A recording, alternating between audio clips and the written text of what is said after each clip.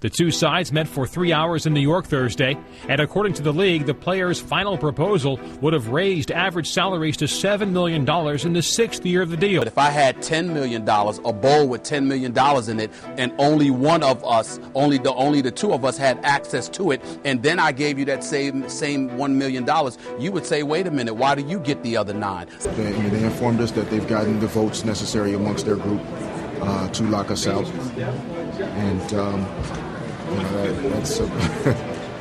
that's the reality that we're faced with right now. But as I stated, we're not done. We're not going to give up on this process. What's going on, YouTube? It's your boy Mara Beyond the Arc, and I'm back with another video. Today we're going to talk about the 2011 NBA Lockout. Don't know what the lockout was. From July until December, the NBA shut down because they could not come to an agreement with the CBA. Think of it like cutting a pizza. Who is going to get the bigger slice? The players or the owners? The players wanted the deal they already had, but the owners questioned that they weren't making enough money, and some franchises even saying that they were losing money while having a team. So the owners hit the pause button. For 161 days, they cut off training facilities and they cut off games. But hey, just because NBA basketball stopped did not mean basketball stopped. This has produced some of the best basketball we have seen, and I'm about to get into it. So make sure you sit back, grab some popcorn, grab some drinks, grab some snacks as we cue the intro. What's going on? It's Mara Beyond the Arc, and if you love sports content and basketball takes, then this is the channel for you. Make sure you like, comment, subscribe for further videos, and let me know what you want to see. Alright now, peace.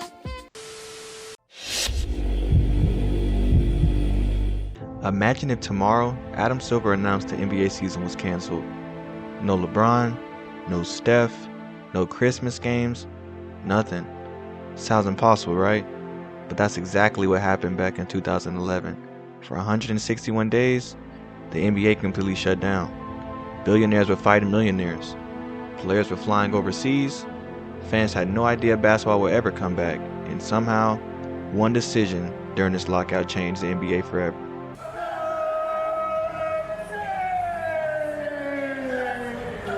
LeBron James was showing up at local gyms. For the first time, fans could actually hear him. Every joke with a teammate, every piece of trash talk, every time he called for the ball, every laugh after a big dunk. Those little moments were things that television never showed. And that's what made this era so unforgettable. People weren't just watching LeBron James, they were sharing the court with him. Kids stood just feet away, watching arguably the best basketball player in the world warm up on the same basket that they shoot on all summer. And that connection changed how basketball fans view the NBA. It reminded everyone that before the sold-out arenas and before the national television deals, LeBron James was just another kid chasing a basketball. And for a few months, the rest of the world got to experience that version of him. But LeBron wasn't the only superstar bringing basketball back to the people. Across the country, another NBA MVP was about to create one of the greatest moments in Summer League history. This is KD, Kevin Durant. Oh, baby. If LeBron made NBA superstars feel closer than before, then Kevin Durant reminded everyone that feeling close and actually being close were two different things. Because when KD stepped on the floor at Rucker Park, he wasn't just playing another Summer League game. He was stepping onto one of the most historic basketball courts in the world. Rucker Park has always been a place where legends are born. Before the NBA became what it is today, this is where some of the greatest players in basketball history came to prove themselves. The court had its own culture, its own legends, and its own reputation. And in 2011, Kevin Durant added one of the greatest performances the park had ever seen, 66 points. But the number alone doesn't tell the full story. What made the performance so unforgettable was how smooth he looked. Rucker Park was filled with some of the best competition outside the NBA. Players who were elite in their own right. Guys who had spent their entire lives becoming great basketball players. Then KD showed up and made everything look completely different. He was just playing basketball. A defender would do everything right and KD would still knock it down.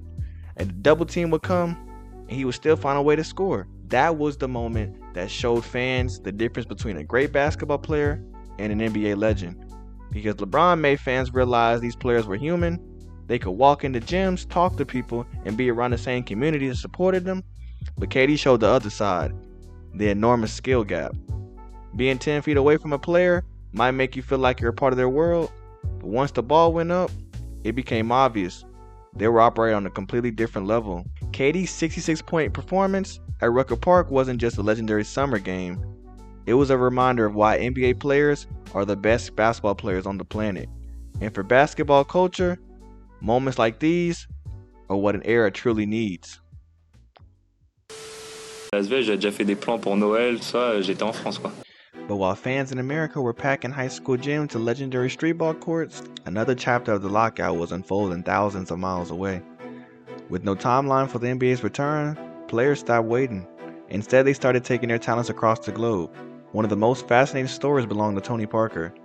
Instead of sitting home, Parker returned to France and signed with Asvel, the very club where he had started his professional career. But this wasn't just another contract. Parker had already become a part owner of the organization, meaning he was literally suiting up for a team that he helped own. It was something basketball had almost never seen before. Then there was Kenyon Martin. Martin signed a deal worth roughly $500,000 every month with the Xinjiang Flying Tigers in China, hoping to stay in shape while the NBA figured out his future. But his contract also became one of the biggest stories of the lockout because of the complicated buyout rules that left many players wondering if they'd still be able to return once the NBA came back.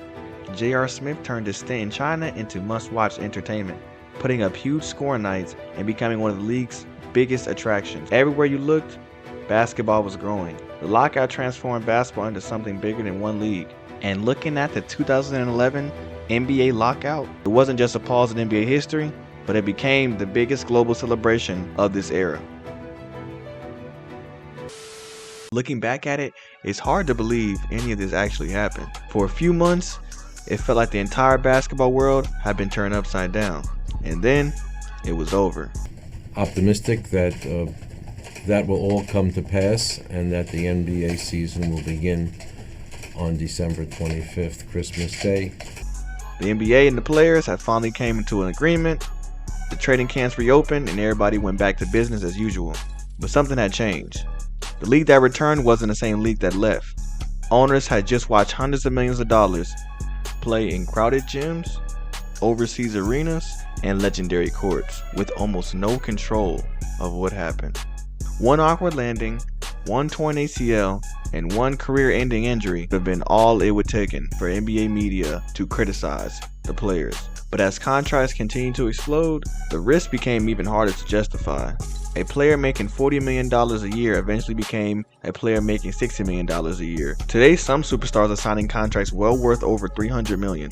At that point, every offseason workout is planned, every minute on the court is monitored, teams hire trainers, private security, performance specialists, and instead of playing in front of thousands of fans at local gym, most stars spend their summers in closed workouts where cameras aren't even allowed. Basketball didn't lose its love for the game, it became a business worth billions of dollars. That's why summers of 2011 feel almost mythical today, because for one brief moment, basketball belonged to everyone. Kids could stand courtside and watch LeBron James, fans in Harlem watch KD put on one of the greatest scoring displays the sport has ever seen, and communities around the world welcome NBA stars into their own arenas. The walls between the NBA and its fans appeared, and maybe that's why people still look back on the lockout with so much nostalgia. Not because the NBA stopped, but because for a few unforgettable months, basketball became home. So when I say NBA basketball stopped, but basketball didn't stop, this is exactly what I mean. The 2011 NBA Lockout brought some of the purest ethical hoops from recent memory. But I'm passing the question to y'all. Should NBA players showcase their talents more outside the league? Or should they keep it in-house? Put it in the comments now, I want to hear what y'all gotta say. But hey man, that concludes this video. My name's Mar Beyond the Yard. I'm taking a step back until our next upload. Peace.